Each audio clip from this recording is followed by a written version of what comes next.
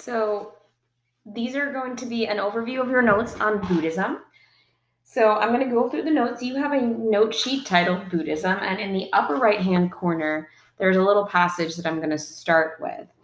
Our goal today is that we will be able to identify the key beliefs and practices of Buddhism. So I'm going to start with that little passage on your note sheet. It looks like it's like a thought bubble coming out of the Buddha's head. It says, Siddhartha Gautama was a Hindu prince that left home and discovered human suffering in the world. He started his search for meaning of human suffering and found his answer while meditating under a sacred tree. He became known as the Buddha, which means enlightened one.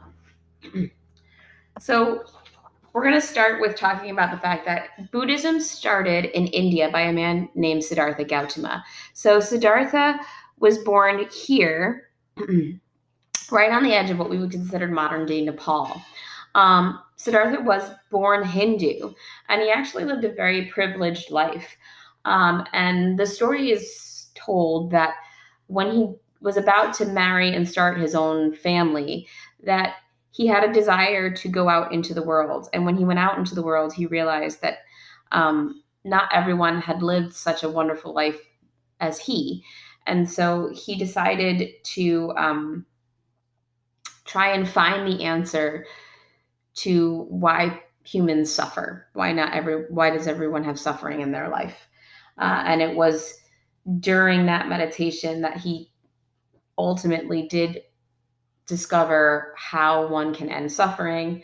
And at that moment, he became Buddha, or an enlightened one. So just some review, because this is the last religion that we are reviewing or that we are discussing in this unit. So in the Pear Deck, you had to draw a line to the place of origin for each of these faiths. So hopefully you drew a line from the Star of David along the eastern coast of the Mediterranean to where Israel is. For Hinduism, you drew a line from the Om symbol to the Indian Peninsula. From the cross, you drew a line right to the exact same spot where you drew your line for the Star of David, right? Because Christianity actually is a religion that grows out of the roots of Judaism. Jesus was, in fact, Jewish when he was alive. And then for Buddhism, similarly to how Christianity grows out of Judaism, Buddhism, right? Siddhartha Gautama, he started his life as a Hindu. So we're also going to see that there's some similarities with Hinduism and Buddhism there. And you would draw your line to the Indian Peninsula. So one of the important concepts to understand is that Buddhism, although it shares many beliefs of Hinduism, it spreads much farther than Hinduism ever spreads. It is extremely adaptable to the regions it spreads to and takes on aspects and qualities of those cultures that it interacts with. So we can see that thanks to trade, it spreads to along the Silk Roads into China, Korea, Japan, down into Southeast Asia, and becomes very popular in a lot of the places it spreads to. It actually becomes more popular in the places that it spreads to than it does in India. So then in your Pear Deck, you had to kind of reenact that map, draw your arrows showing how the Buddhist wheel is right here if you couldn't really see it, how and where the religion spreads. So about 7% of the world's population is considered Buddhist today. The majority of Buddhists can be found in Southeast Asia. Eastern Asia are the largest areas where we would find our Buddhist populations. So then you had to watch this video and kind of take some notes on the events of Buddha's early life. But our big question today is, what do Buddhists believe? So Siddhartha Gautama searched for an answer as to why there was suffering in the world, as I had mentioned, and as the story had pointed out, that he himself had lived a quite privileged life, but realized that not everyone had that same experience and that there was suffering in the world. And so he tried to discover a variety of ways. Tried starving himself. He traveled around India trying to answer the question as to um, why is there suffering in the world? And basically, at the point of enlightenment, he discovered that life is full of suffering and that all of that suffering is derived from desire, and that if one eliminated desire, that suffering would end. So you were asked to be a little bit reflective on what causes suffering in your life. And when I talk about suffering, think about the fact that there are very genuine reasons to suffer, and some of them are very large in life and some of them are very small. And when we talk about suffering, we can talk about big suffering like the loss of a loved one. It causes someone to suffer. But when you are really thirsty and you don't have access to water at the moment, that causes you suffering. So there are lots of things that can cause us to suffer in the world. So at that moment of enlightenment, what Siddhartha or the Buddha realized was these four noble truths: that basically all life is suffering. Everyone suffers in life. And that suffering is caused by desire. And they can be, like I said, very large things, the suffering of the loss of a loved one and the desire to have them back, or more everyday things that I'm suffering due to the fact that I really would like a glass of water. I actually really would like a glass of water. And that's my desire. My desire is for water, right? So to eliminate suffering, you need to eliminate desire. That is not an easy task. It is not something that you can switch on and off. But he states that by following the Eightfold Path, which is kind of the moral code that Buddhists are to follow, that one can hopefully achieve or figure out ways to eliminate desire, to not desire.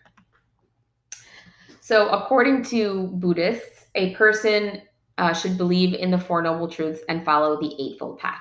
So, the Eightfold Path is where your Dharma comes from. So, just like in the Hindu faith, Dharma is your duty or one's actions that they must follow. In Buddhism, it is the actions one must follow. So, just every aspect of how you approach your life, you need to do so in a specific way. The right speech, be truthful in your speech, that you're not gossiping or lying. Right action, not to steal or kill or lie.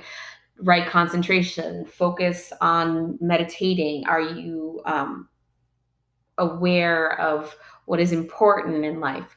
That you have mindfulness, that you are in the moment, that you are not distracted and thinking about other things at the same time. So Buddhists do not believe in praying to gods. Instead, they believe an individual must follow the middle way, which is a life of moderation. Basically, the idea that you can't deprive yourself of everything.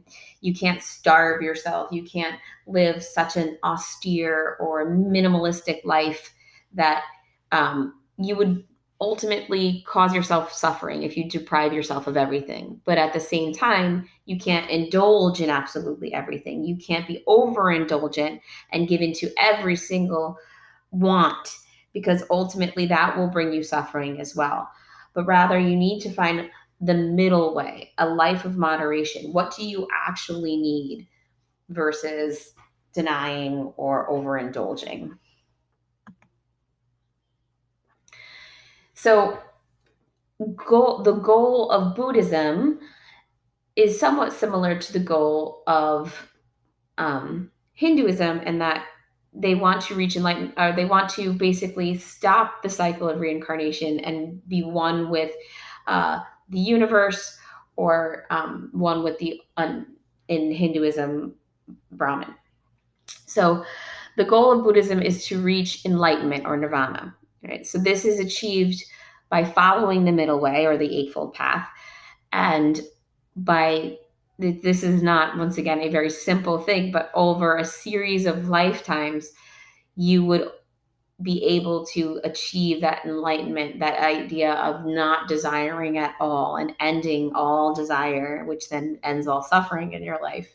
And that is when reincarnation would end, is when you reach that moment of enlightenment or nirvana, the cycle of life, death, and rebirth would stop. So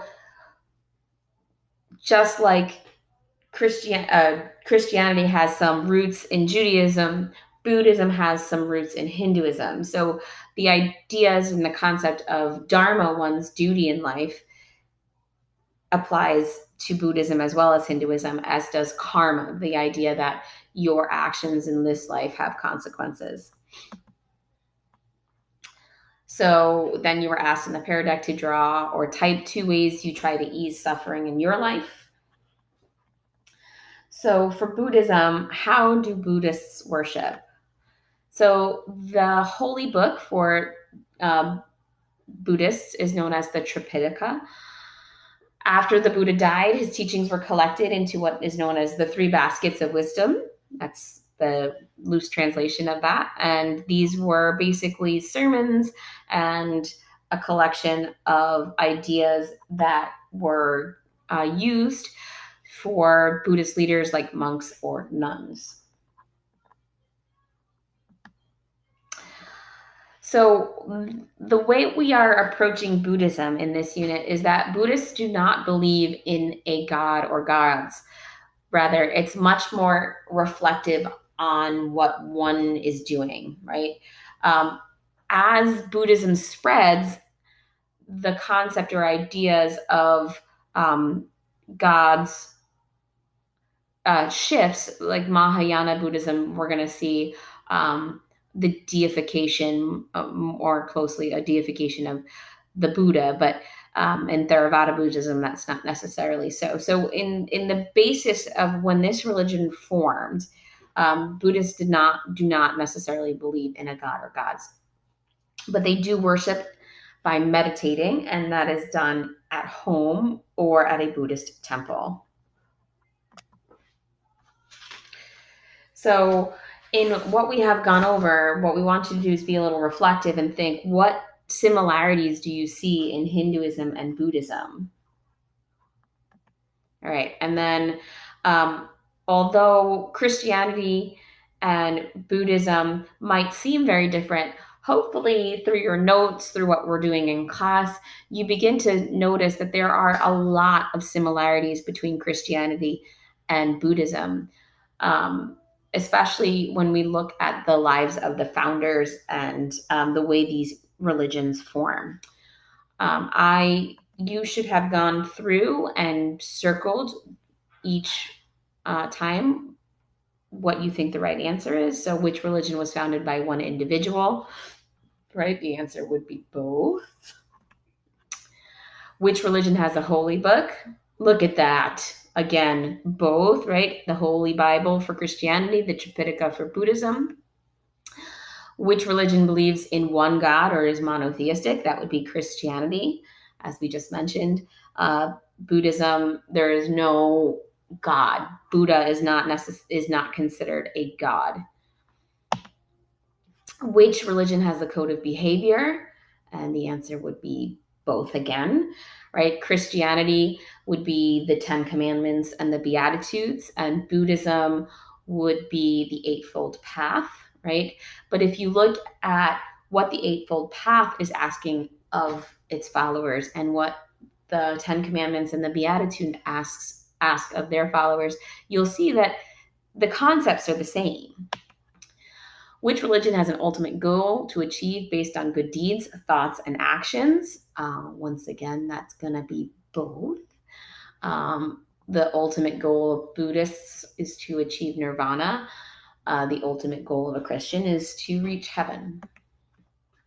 Which religion was founded in the Roman Empire? Well, that one is only true of Christianity. Christianity is formed during the time of the Roman Empire. Which religions spread widely due to trade or because of trade? And that's going to be both. Buddhism spreads along the Silk Roads and is taken on by multiple cultures in East and Southeast Asia. And Christianity spreads along the Roman trade network and is intriguing to many people within the Roman Empire. So the way you were to end this presentation was to circle how you were feeling and which religion you think you might need a review of before we have a test. All right, so I'm going to stop the video there. Once again, if you have any questions about one or multiple faiths, please ask your teacher, send them an email or ask them in class. And